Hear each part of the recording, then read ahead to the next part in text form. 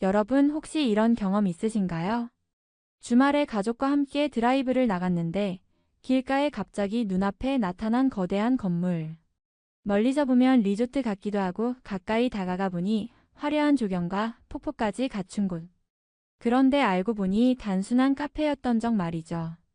아니, 빵하고 커피 팔아서 저런 궁궐 같은 건물이 가능해? 하고 고개를 갸웃하신 분들 많으실 겁니다. 오늘은 바로 그 초대형 베이커리 카페에 숨겨진 비밀을 파헤쳐 보겠습니다. 안녕하세요. 세무사 박혜진입니다. 저는 현장에서 수많은 기업과 자산가들의 세무 전략을 직접 다뤄왔습니다. 그래서 오늘 주제는 단순히 카페 이야기가 아니라 우리 사회의 세금 제도와 부동산 시장이 얽혀있는 중요한 문제입니다. 사실 이런 초대형 카페들 단순히 빵이 많이 팔려서 존재하는 게 아닙니다. 겉으로는 화려한 디저트와 커피로 사람들을 끌어들이지만 그 안쪽에는 놀라운 절세 전략이 숨어 있습니다. 바로 가업상속공제 제도 때문이죠. 잠시 예를 들어볼까요? 만약 부모님이 50억 원짜리 토지를 자녀에게 물려준다고 하면 일반적인 경우 증여세나 상속세로만 20억 원 이상이 나올 수 있습니다. 하지만 이 토지를 단순히 땅으로 물려주는 게 아니라 베이커리 카페라는 업종에 얹어서 운영해 오면 이야기가 달라집니다. 가업상속공제를 활용하면 그 세금이 4억 원 수준으로 뚝 떨어집니다. 무려 16억 원이 절세되는 겁니다. 그러니 자산가들이 앞다투어 대형 베이커리 카페를 세우는 거죠. 겉으로는 손님이 몰려 북적이는 카페지만 속내는 세금을 줄이고 부동산 가치를 끌어올리는 재테크 전략인 셈입니다. 이쯤에서 여러분들 마음속에 의문이 하나 더 생기실 겁니다. 그럼 왜 하필 커피숍이 아니라 빵을 파는 베이커리 카페여야 할까? 그 이유도 오늘 명확히 알려드리겠습니다. 바로 제도상 제과업이라는 항목이 있어야 공제 대상이 되기 때문입니다. 그래서 단순한 카페 대신 반드시 빵을 함께 판매하는 형태로 운영하는 거죠. 오늘 영상에서는 초대형 베이커리 카페가 급증한 배경, 가업상속공제의 구체적 구조와 절세 효과, 실제 사례와 논란까지 차근차근 풀어드리겠습니다.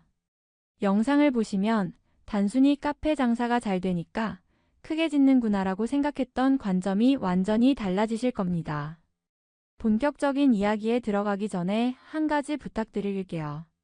제가 앞으로도 이렇게 생활 속에서 꼭 알아야 할 세금, 부동산, 재테크 이야기를 쉽고 정확하게 전해드릴 예정입니다. 혹시라도 다음 영상을 놓치고 싶지 않으시다면 지금 구독 버튼과 좋아요 한번 눌러주세요. 여러분의 작은 클릭이 제게는 큰 힘이 됩니다. 그럼 지금부터 초대형 베이커리 카페의 충격적인 진실을 하나씩 파헤쳐 보겠습니다.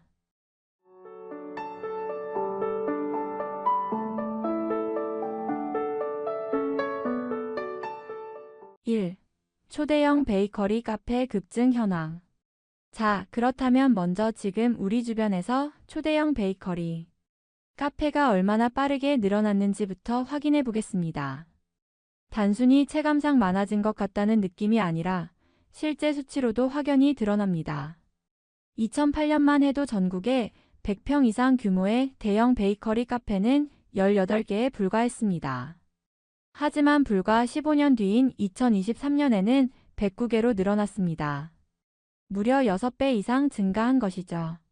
특히 최근 5년 사이의 증가 속도는 더 가팔라졌습니다. 여러분도 SNS나 유튜브를 보시면 느끼셨을 겁니다. 에버랜드 같은 카페, 궁궐 같은 카페라는 제목으로 영상이 쏟아지고 주말마다 가족 단위로 관광하듯 방문하는 모습을 쉽게 볼 수 있죠. 지방 도심 외곽이나 교외 지역에 가보면 예전에는 논밭이 있던 곳에 화려한 베이커리 카페 단지가 들어서 있는 경우도 흔합니다. 실제로 경기, 강원, 전남 등 교외 지역을 중심으로 이런 대형 카페들이 우후죽순 생겨나고 있습니다. 그런데 여기서 중요한 포인트가 있습니다. 단순히 카페가 인기 있어서 많아졌다 수준이 아니라는 겁니다. 왜냐하면 일반적인 커피 전문점 시장은 이미 포화 상태에 가깝습니다. 서울 시내만 해도 편의점보다 카페가 많다는 통계가 있을 정도죠. 그런데도 외곽 지역까지 초대형 베이커리 카페가 늘어나고 있다는 건 단순한 소비 트렌드만으로 설명하기 어렵습니다. 또 하나 눈여겨볼 점은 이런 카페들이 단순히 크기만 큰 게 아니라는 겁니다. 주차장이 수백 대를 수용할 만큼 넓고 인공폭포나 정원, 전시관까지 갖추고 있습니다. 일반적인 카페 운영으로는 도저히 유지하기 힘든 규모입니다. 그런데도 계속 늘어나는 이유가 있다는 거죠. 바로 오늘의 핵심, 세금 전략과 부동산 가치 상승 때문입니다. 이제부터는 그 숨겨진 이유를 본격적으로 파헤쳐 보겠습니다. 2. 겉으로 보이는 이유 vs 실제 이유. 많은 분들이 초대형 베이커리 카페를 보면 이렇게 생각하십니다. 아, 요즘 사람들 빵 좋아하니까 잘 팔리겠지. 인스타그램 찍으러 오는 젊은 층이 많으니까 장사되는구나. 맞습니다. 겉으로 보면 충분히 납득할 만한 이유입니다. 실제로 MZ세대를 중심으로 인생샷 성지라는 말이 붙고 관광 명소처럼 사람들이 몰려듭니다. 주말이면 외곽 대형 카페 주차장이 꽉 차 있고 대기표까지 뽑아야 할 정도니까요. 이런 모습만 보면 소비 트렌드가 바뀌어서 생겨난 현상이라고 생각하기 쉽습니다. 그런데 여기에는 중요한 질문이 따라옵니다. 과연 빵과 커피 판매 수익만으로 수백억 원대 건물과 넓은 부지를 유지할 수 있을까요? 인건비, 관리비, 재료비까지 고려하면 영업이익만으로는 설명하기 어렵습니다. 실제로 현장에서 제가 들여다본 사례들을 보면 이런 초대형 카페들은 본업 수익만으로는 적자를 내는 경우도 많습니다.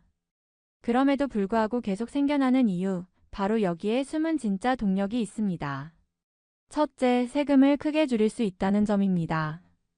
특히 상속이나 증여 과정에서 적용되는 가업상속공제 제도를 활용하면 수억에서 많게는 수십억 원까지 절세가 가능합니다. 단순한 커피 전문점으로는 공제 대상이 안 되지만 빵을 파는 제과업을 포함하면 혜택을 받을 수 있죠. 그래서 자산가들이 굳이 베이커리 카페라는 형태를 택하는 겁니다. 둘째, 부동산 가치 상승 효과입니다. 교외에 대형 카페를 짓는 순간 주변 땅값이 오릅니다. 실제로 파주의 한 베이커리 카페는 오픈 5년 만에 땅값이 5배 가까이 뛰었습니다. 카페 자체가 관광지가 되면서 땅의 가치가 함께 올라가는 구조죠. 영업에서 조금 손해를 보더라도 토지와 건물 가치 상승으로 더 큰 수익을 얻을 수 있습니다.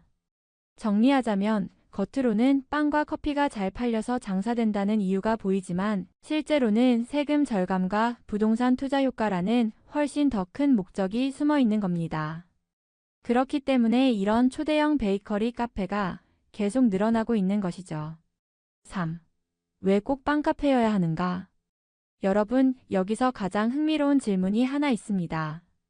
그럼 그냥 카페를 하면 되지, 왜 굳이 빵까지 팔아야 할까? 사실 이게 오늘 이야기의 핵심 중 하나입니다. 바로 가업상속공제의 적용 업종 때문입니다.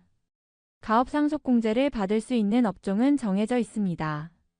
제조업, 건설업, 출판업, 광고업 등 여러 가지가 있는데 여기에 제과업이 포함되어 있습니다.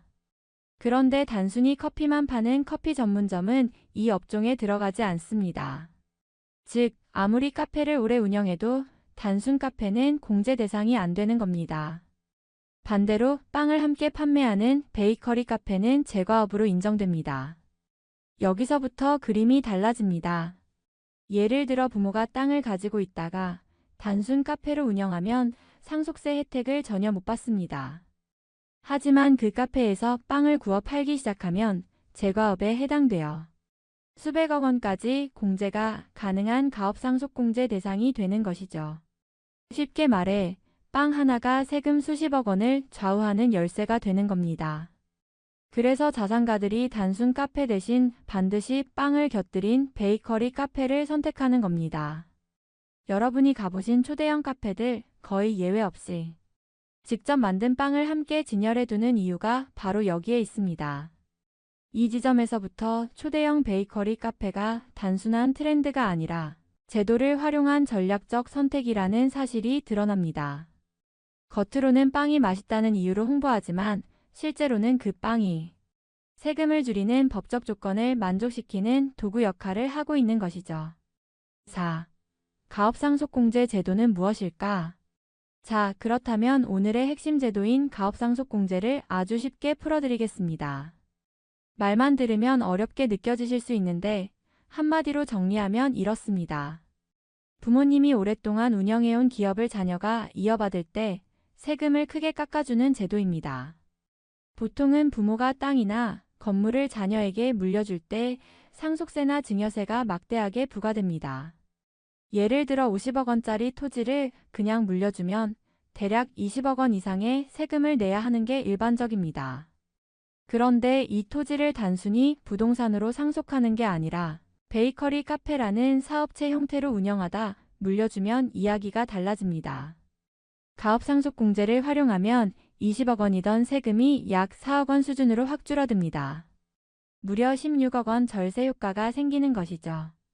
이 정도 규모면 단순히 카페 영업이익 몇 년치를 합친 것보다 훨씬 큰 금액입니다. 그럼 이 공제 혜택은 아무나 받을 수 있을까요? 아닙니다.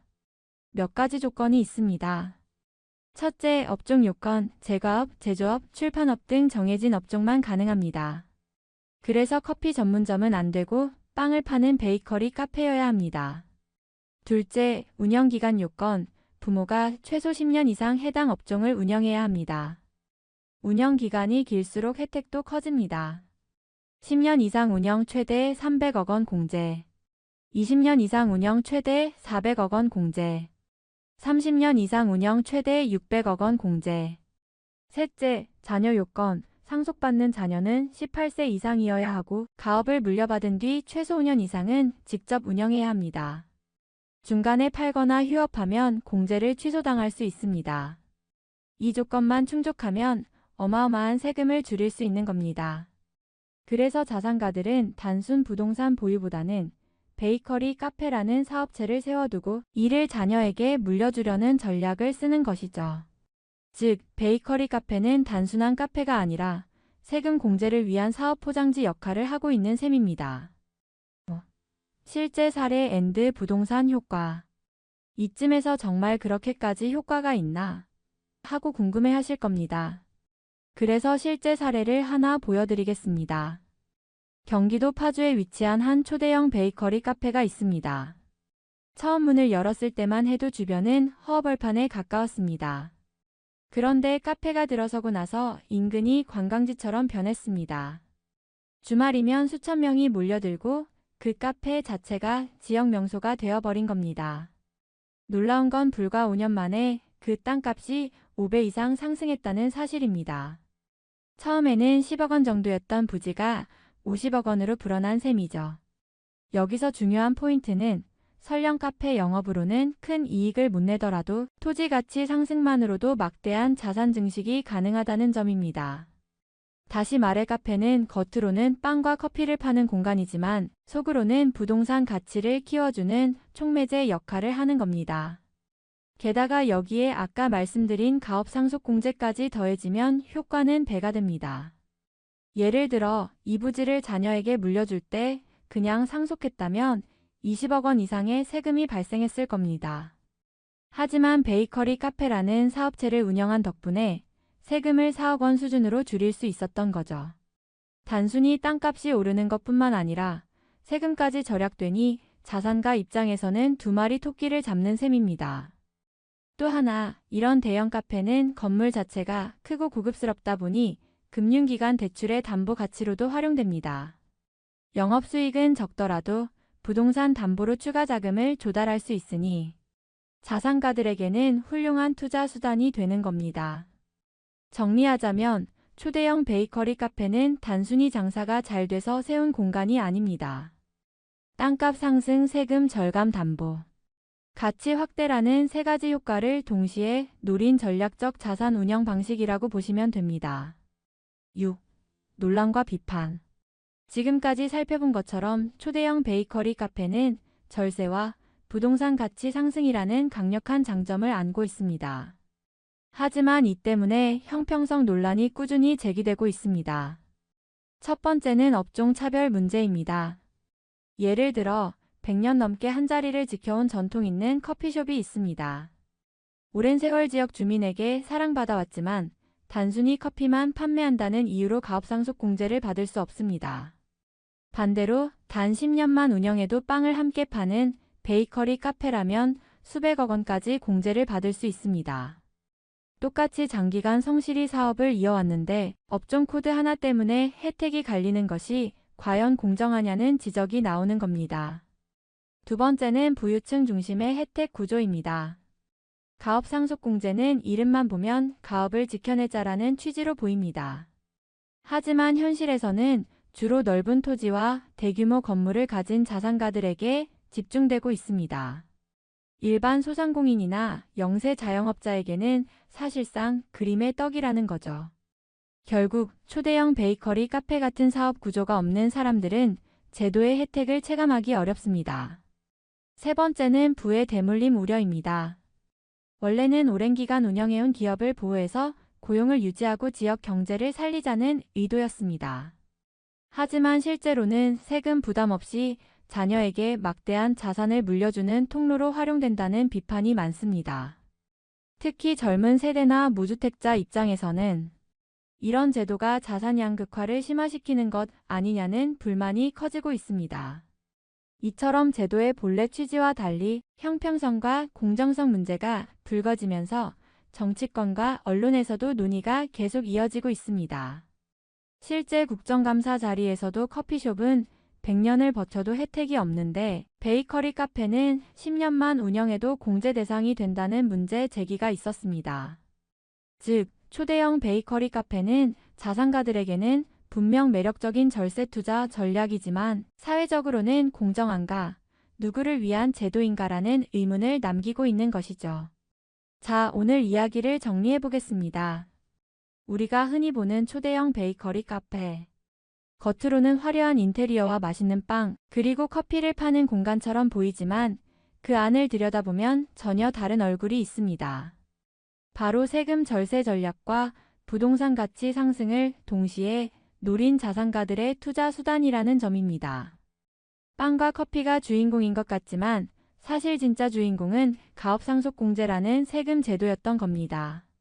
이 제도를 활용하면 수십억 원의 세금을 줄일 수 있고 땅값 상승까지 기대할 수 있으니 장사가 조금 부진하더라도 충분히 남는 장사가 되는 것이죠. 그래서 요즘 이렇게 많은 대형 베이커리 카페가 우후죽순처럼 생겨나는 겁니다. 하지만 동시에 형평성 논란과 부의 대물림이라는 비판도 피할 수 없습니다. 똑같이 오랜 세월 성실히 운영해온 커피숍은 혜택을 받지 못하는 반면 빵을 판다는 이유만으로 막대한 세금을 절감할 수 있다는 건 분명 사회적 고민을 남기는 대목입니다. 그렇다면 이제 질문을 드려야 할 것 같습니다. 여러분은 이런 제도를 어떻게 보십니까? 가업을 지키기 위한 합리적 장치라고 생각하시나요? 아니면 특정 계층에게만 유리하게 설계된 불공정한 제도라고 보시나요? 오늘의 한 줄 메시지를 전하면서 마무리하겠습니다.